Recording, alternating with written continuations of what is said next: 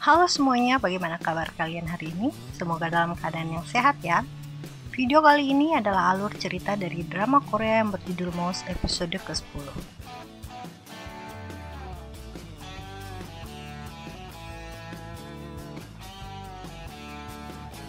Tapi sebelum itu jangan lupa untuk subscribe channel ini agar kami makin semangat untuk upload video lainnya, dan agar tidak ketinggalan update terbaru jangan lupa juga untuk aktifkan tanda loncengnya. Dan jangan lupa juga untuk like, comment, and share video ini ya.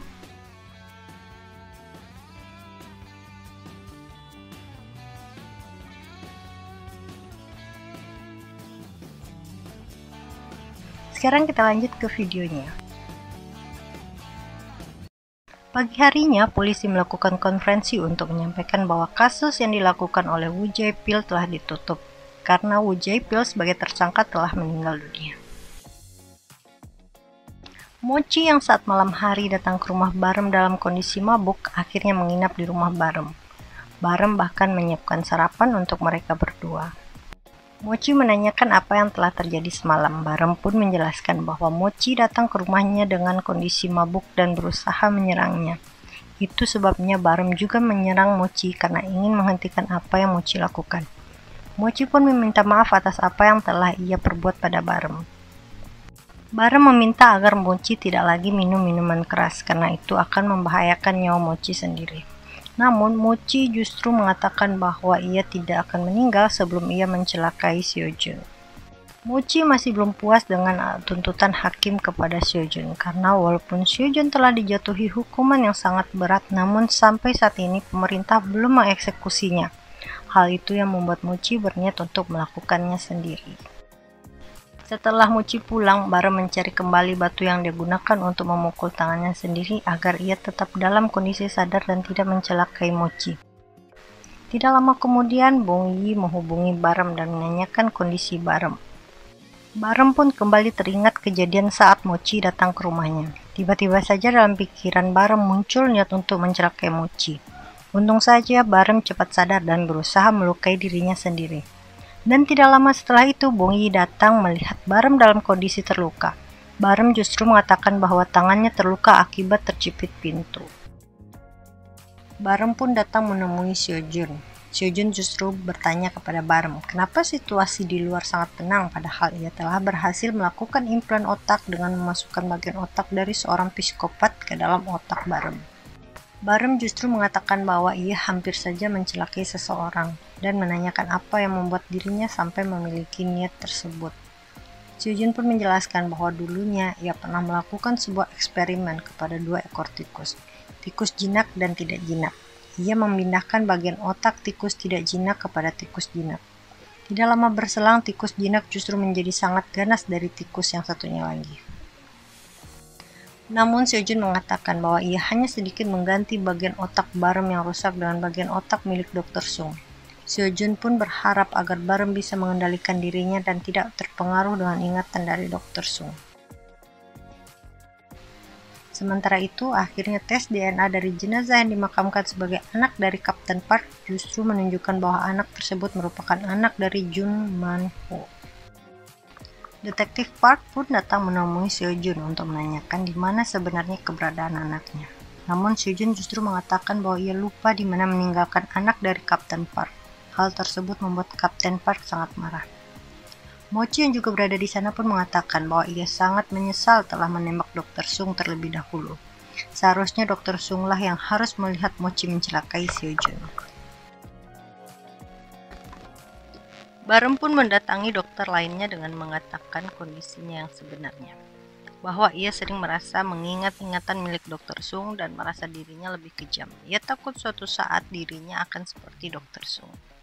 Dokter pun meminta agar Barem tidak terlalu memikirkan hal tersebut yang akan membuat otaknya bekerja terlalu keras. Saat sedang mengantarkan barang bukti kejahatan dari Kang Minju ke kantor Mochi, Barem justru memeriksa komputer yang berisikan data kasus para pelaku, termasuk dari data kejahatan Dr. Sung.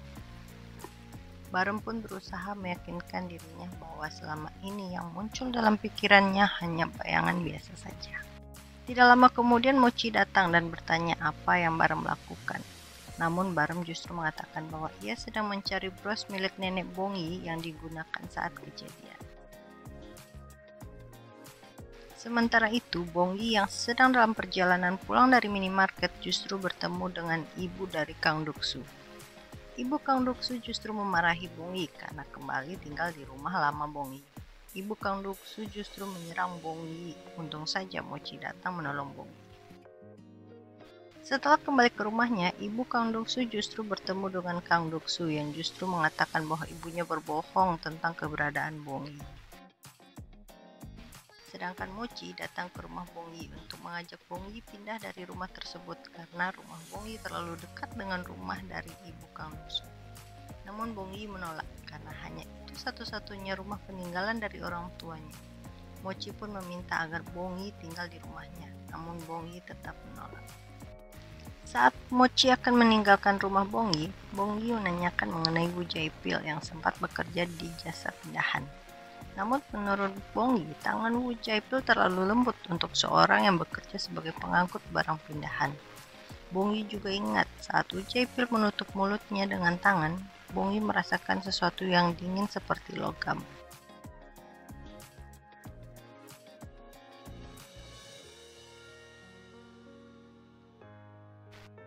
Mochi segera menemui Barem menanyakan hal tersebut, namun Barem justru sama sekali tidak mengetahui hal apapun. Mochi yang datang saat Barem sedang menggali tanah pun membantu Barem. Namun tiba-tiba saja Barem teringat dengan bekas galian di lokasi kejadian. Mereka berdua pun berusaha untuk mencari tahu apa yang sebenarnya dilakukan oleh Wu Jaipil sebelum ia tertangkap. Saat sedang kembali memperagakan apa yang kira-kira Wu Jaipil lakukan, Barem justru mencekik leher Mochi terlalu keras. Untung saja Barem segera tersadar setelah mendengar suara alarm dari handphone milik Mochi.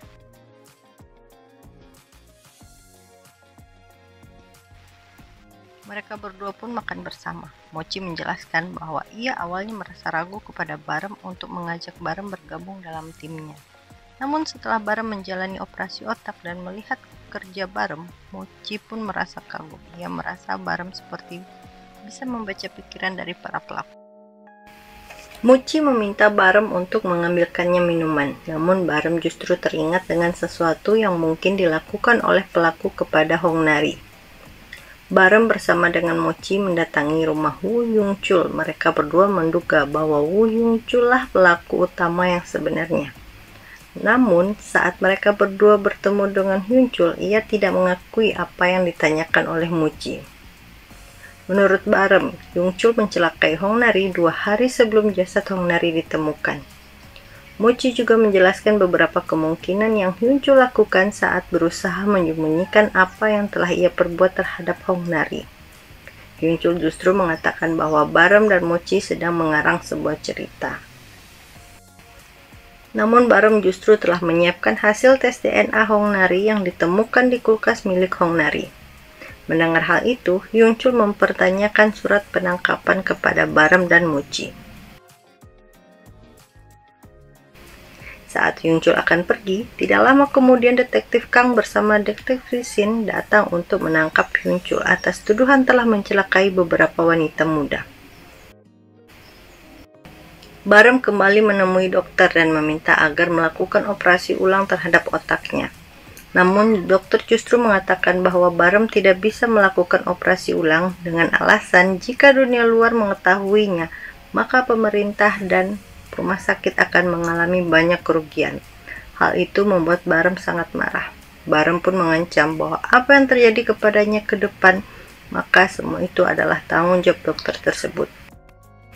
Sementara itu, Bongi yang sedang berada di sebuah warung mendapat kabar bahwa Kang Duksu telah bebas dari penjara dan kembali ke lingkungan rumah Bongi.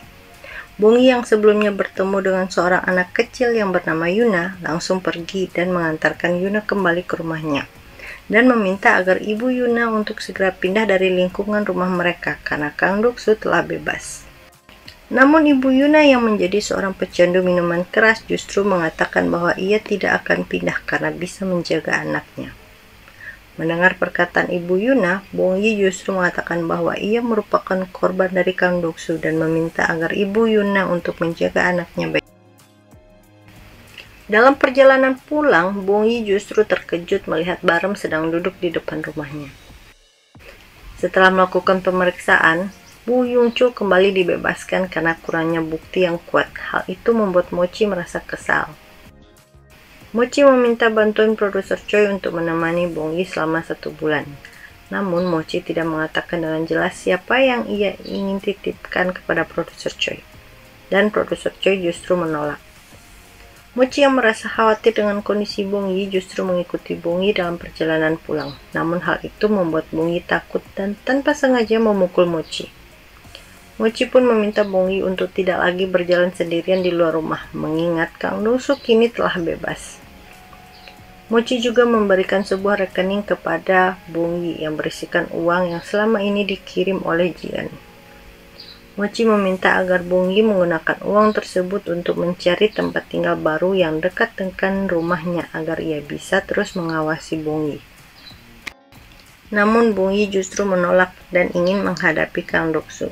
Mochi pun menghargai keputusan Bong Yi dan meminta Bong Yi agar segera menghubungi Mochi jika terjadi sesuatu.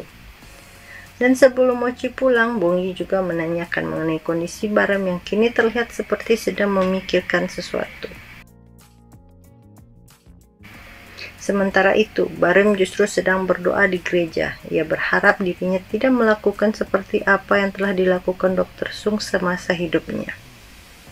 Keesokan harinya, Dr. Shin menghubungi Barem dan memberitahukan kepada Barem bahwa Barem akan segera dipindah tugaskan ke tim pengelola barang bukti. Ternyata detektif Kang lah yang membuat Barem pindah tugas dengan alasan agar Barem bisa mendampingi Mochi. Tidak lama kemudian, detektif Shin mendapat kabar bahwa telah terjadi kasus yang menghilangkan nyawa seseorang dan memiliki modus yang hampir sama dengan apa yang dilakukan oleh Dr. Sung. Barem pun memutuskan untuk ikut ke lokasi kejadian. Saat berada di lokasi kejadian, Barem dan detektif Shin pun menemukan seorang korban dengan luka sama persis dengan korban dari Dr. Sung terdahulu. Bahkan Barem juga mencium aroma parfum yang sama dengan aroma parfum Dr. Sung.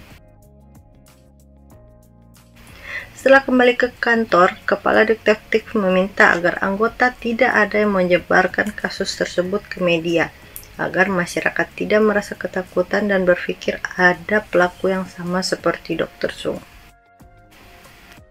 Barem pun kembali teringat dengan bros milik nenek Bong Yi.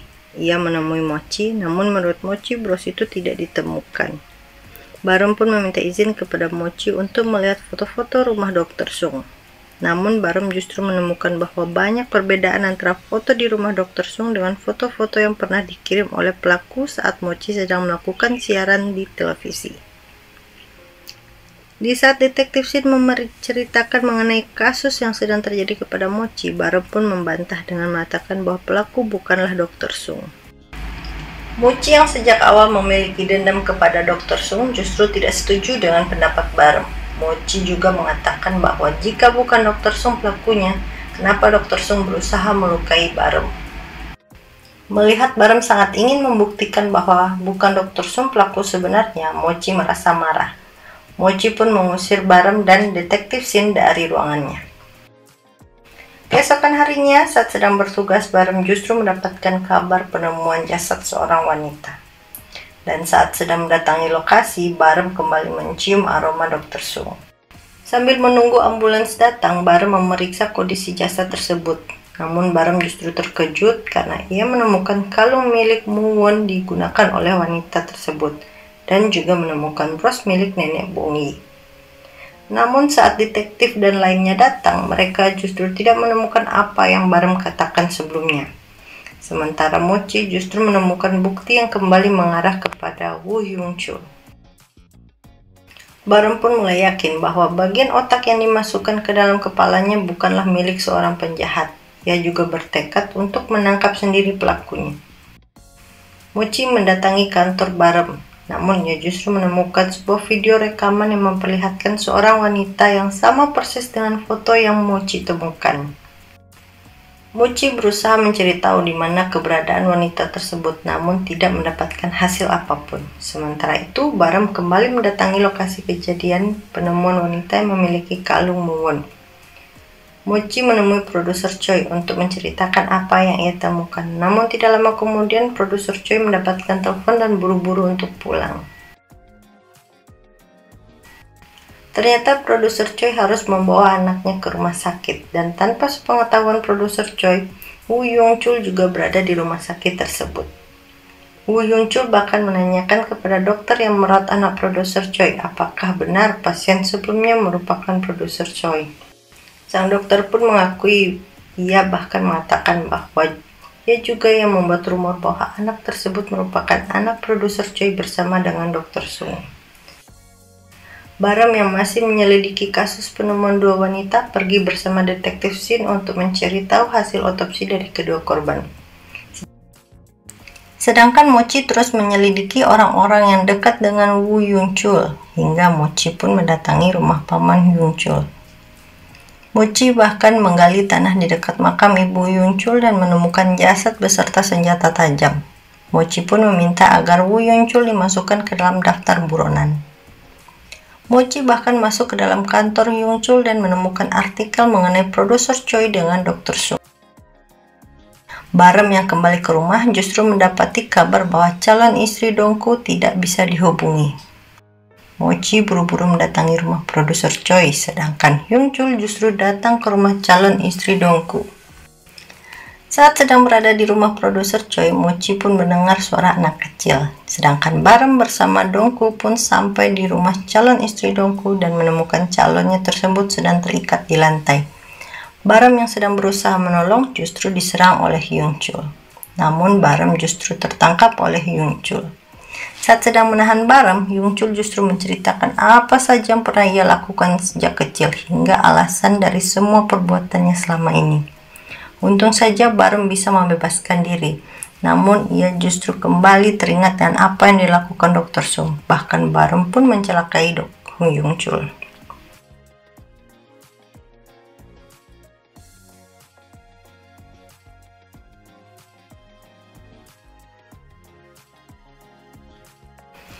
Apa yang terjadi pada Baram dan bagaimana cara ia membuktikan bahwa Young Chul yang bersalah? Sekian video kali ini, jangan lupa untuk subscribe channel ini, like, comment, and share video ini, dan mohon maaf jika ada kesalahan. Sampai ketemu di video selanjutnya.